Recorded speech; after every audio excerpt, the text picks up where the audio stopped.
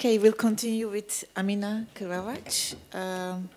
Amina Krvavac is the executive director of the War Childhood Museum in Sarajevo, Bosnia and Herzegovina. Alongside the museum's small inaugural research team, she led a 2-year grassroots campaign which culminated in the museum's opening in January 2017. Interested in museums as spaces for social action and drivers of change, Amina is committed to creating exhibitions and workshops that support open yet conscious dialogue. She is passionate about children's rights and traveling. Amina holds a bachelor's degree in international relations from the International University of Sarajevo and a master's degree in children's rights from the University of Geneva. The floor is yours. Thank you so much. It is really a great pleasure to be here again after I think I was here less than a year ago, and it's always wonderful to participate in events organized by Hrant Dink Foundations, and I will say, I think, as all of us did actually, big thanks and special thanks goes to Nayat for her amazing organizational skills and this capacity to make us all very much welcome whenever we are here. Yeah, so I will, as you can see, the title of my presentation is War-Affected Childhood, a Personal Perspective. So I will look at the example of the war childhood case. I will somehow go to our example, but what I actually want to say and argue with it, that inclusive, independent, and as much as they can be neutral platforms for people to share and exchange their stories are, or can be at least, powerful tools for dealing with the past on individual and collective level. As Radhika rightly pointed out earlier on, I am not here to claim that this is certainly leading to a healing process of individuals and societies at large, but what I think is if we look at the numerous initiatives and platforms that are actually enabling this sharing, we can see that there is enough evidence to reasonably assume that this does lead to some kind of a healing within post-conflict societies at least. So I will tell you something about the War Childhood Museum now. War Childhood Museum is a research-led, human-centered museum dedicated to childhoods affected by war, in the sense that it was founded and initiated as the initiative that was looking into the experience of children in Bosnia and Herzegovina and those who lived through the war in Bosnia, but now we can say that it even transcends that idea, and it is actually already a platform for children from anywhere in the world, for all those who feel that somehow their childhood was affected by war. War Childhood Museum is a platform where they can come and share their stories. And the museum was opened in January 2017. Its permanent exhibition is in Sarajevo, and I would invite you all to come and see and tell us what you think about our exhibition and our idea. So the museum has been established during the second phase of the War Childhood Project that was initiated by my colleague Jasinko Halilovic, who was a young boy during the siege of Sarajevo in the 90s. And Jasminko wanted to do something meaningful with his difficult child experience.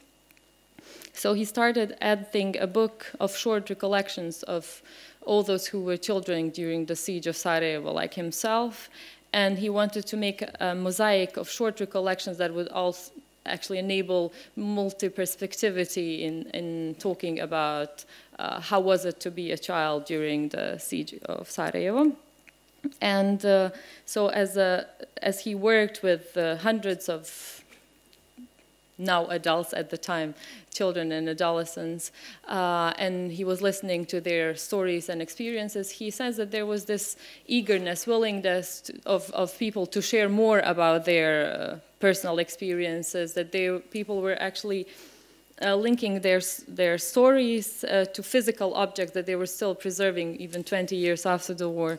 So he started thinking about this idea to create a museum, a space where all these memories and physical objects would be preserved, and where they would serve a meaningful purpose that present and future generation would learn something from this and hopefully do things differently in the future. So I was one of the first people to join Jasminko in this endeavor to establish a museum in Sarajevo. And we are proud that in a very short period of time, we managed actually to first develop design methodology put together with a multidisciplinary team of people, and then we started creating collection of what was supposed to be like a future museum, but fortunately, even though it was very challenging to go through this process, it didn't last for too long, and we managed to create this collection and to actually open a physical space, a museum, and now we have 3 main pillars of activities, which is research, education, and exhibition. I already mentioned this path was somehow, not somehow, in many different ways challenging, but I want to say that it was very, very rewarding and transformative experience for me and for all those who were joining us later on the way, because we all had this common point, something that was connecting us all from personal point of view, that all of us were children in the war in Bosnia. But for me, it was also, I somehow managed to incorporate my professional and personal interest from this, coming from the child rights field. So it was really amazing to find a project that would actually combine the two and to just contribute to its creation and launch. So these are some of the objects from the museum's collection that in less than 2 years reached almost 4,000 personal objects and personal stories are in our collection, and more than 200 hours of oral history testimonies. So while the book that Jasminko was working on alone was focusing on personal experiences of children in Sarajevo, the museum from the very beginning was actually embracing people from all parts of the country, no matter ethnic or religious affiliation, or it was for everyone. Methodology for both object acquisition and recording of audio and video testimonies was carefully developed, as I mentioned earlier on, with the help of multidisciplinary team. And it was developed with a view to document personal experiences, lived experiences of people, but with this idea and attention not to traumatize or re-traumatize anyone in the process. I know we talked about this a lot in the previous panels, and there were some very interesting discussions, but I have to come back to this because this was really one of our core values and challenges, like how to talk about difficult past, but being careful that you actually do not traumatize or re-traumatize anyone. So all the researchers in the War Childhood Museum have difficult childhood experiences, so it is very easy also for them to somehow go into this re-traumatization phase. So we were collaborating, and I guess this was one of the crucial aspects with the Association of Psychologists, and they provided all of the stuff with basic training on how to protect ourselves and how to protect people that were sharing their stories without going into it helped us somehow, if I can say it that way, to set up healthy boundaries, like not to dig too much. So people are really coming, they feel safe, and they freely narrate as much, like the length and depth of the interviews are decided by participants. So we provide basic framework and guidance, but participants actually decide on how much they want to share, and we feel this is somehow that it's not only us controlling the process, but like we both own it, researcher and a participant.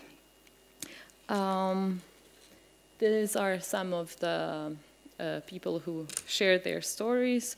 And through this oral history interviews and documentary storytelling, the museum provides, as I just mentioned, a safe space for individuals to share and exchange their personal stories.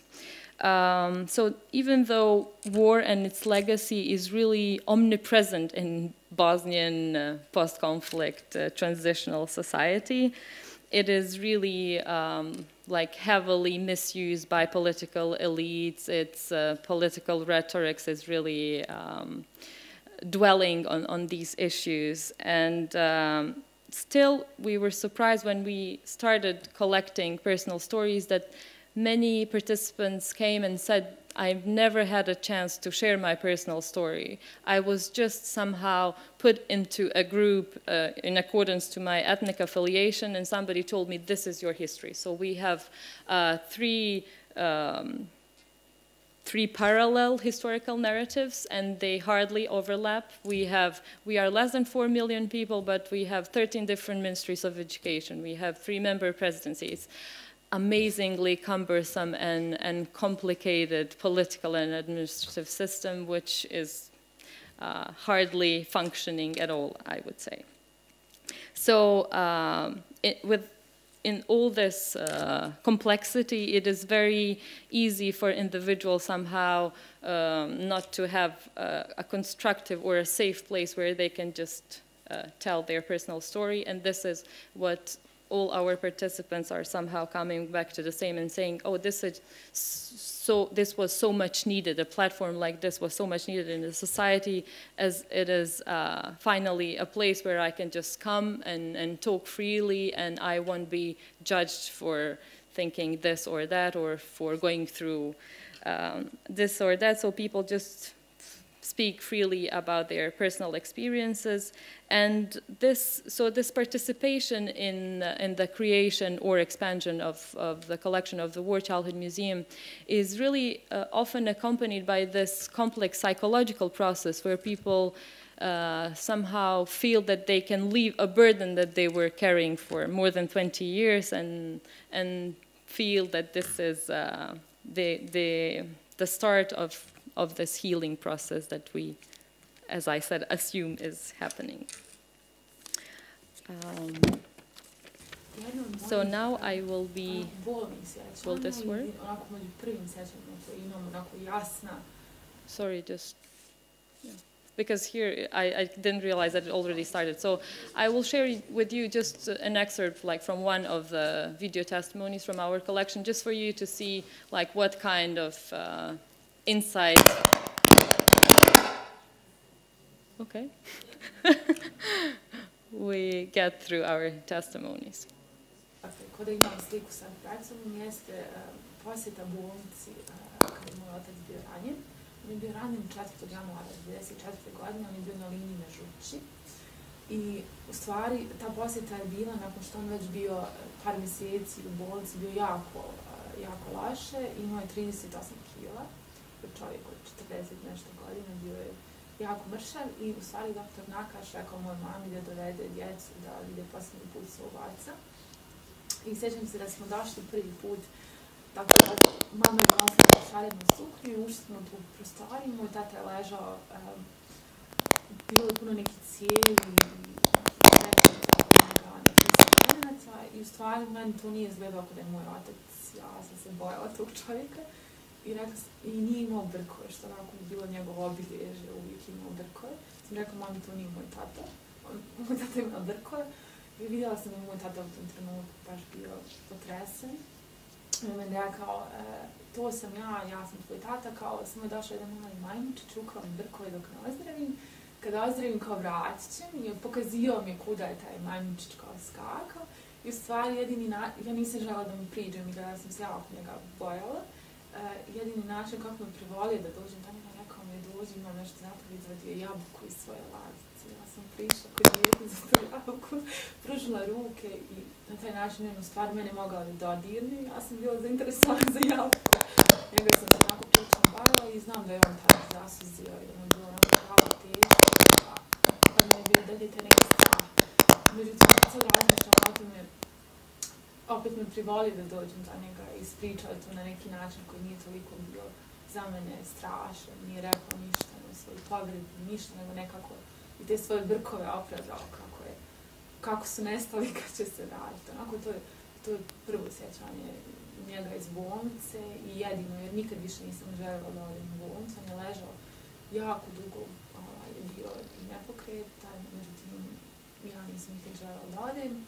On se oporavio, što je onako svijetla strana ove priče.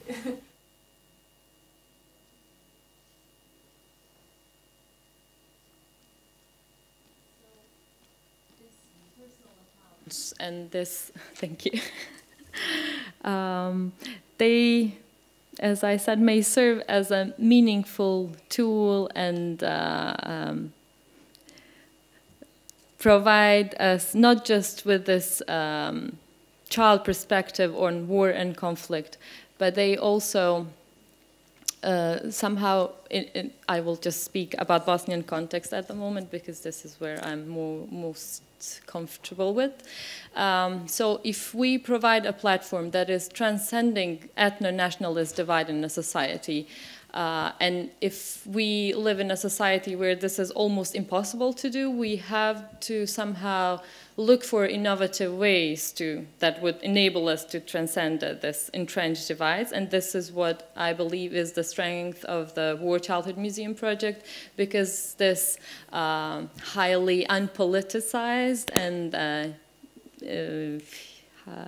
apolitical narratives that come from like children perspective, that people don't speak about who did what, and like they don't blame anyone, they don't necessarily enter into this dynamic of who's the victim, who's the perpetrator, are probably good fit and suitable for reconciliation and dialogue in Bosnian context.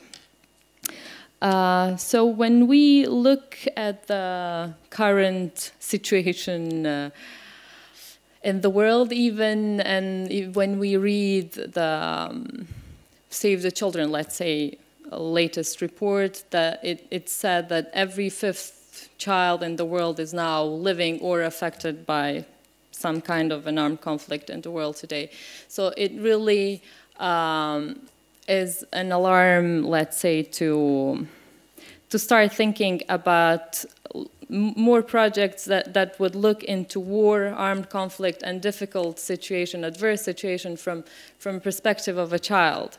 So we often, if we look into global discourse, war and children, we tend somehow to disconnect the two. And I had very interesting conversation during the lunch break, and we concluded like, oh, it's interesting to name your museum War Childhood Museum because it should be peace museum somehow, and it is, like its mission is actually, of course, to promote peace, and through our educational programs we do work on peace building. But I think we should no longer see this as a taboo, that children are active agents in their rights, and they should be given an opportunity, definitely, to speak also about their role and in a society in general, but also their ability to cope with difficult situations and their ability to be active agents also in adverse situations such as war, any kind of armed conflict.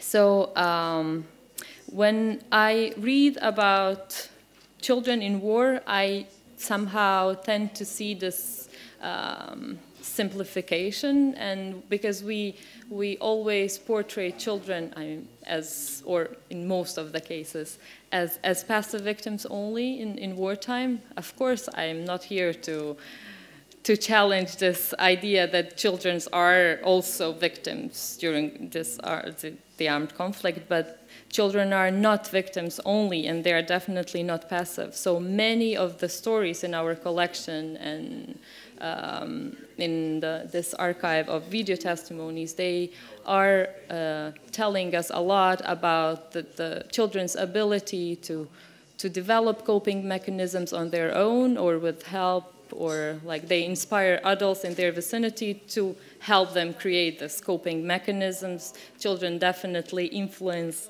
their lives and lives of others in their environment with this strength and creativity, imagination. So I'm just saying, let's not simplify something that is very complex. If we study and talk about peace childhoods as very complex social phenomena, then why should we try to simplify war childhood as like simple victimhood? So this, through our exhibition, we try actually to portray war childhoods as very complex, multi-layered experience that consists of so many different aspects. And in designing our permanent exhibition, we deliberately decided to stay outside of this political or like context, let's say. We evaded balance out of the context and political and historical narratives, as we felt that this was the only way that would let us engage with audience from all parts of the country and from all ethnic groups. And I would say some people may say that this was like something that is lacking in the museum, but this was a very deliberate decision. And I would like just quickly, I think I run out of time completely, just to say something that we have already expanded our activities. So we already work in different parts of the world. We work in partnership with different organizations in Lebanon, in Serbia, in Ukraine, because we saw that there was this need and possibility to start documenting personal stories and also the views of children who go through war experiences, war periods now at this moment. And these are some of the some of this. We just want to show you. This is one of the story of a Syrian girl that lives in Lebanon now. I will let you read it, or should I read it? I don't know if you can see. Sorry? Okay. So Hadel is my yellow doll's name. It is a Teletubby and looks just like me. I see Hadel a lot in my dreams. The doll is still in my house back in Syria. I always get these images of Hadel in my imagination. I suddenly see my house where my doll is, and the house is getting bombed. I imagine Hadel under the rubble. Still, the thing I imagine most frequently is that the house didn't fall on my doll and that Hadel is safe. I wish someone would be there to take care of my doll. This is another, but I think I should just stop at a certain point, and I'm definitely looking forward now to this discussion. I bet I forgot so many important aspects of our work. So yeah, thank you very much for your attention. Thank you.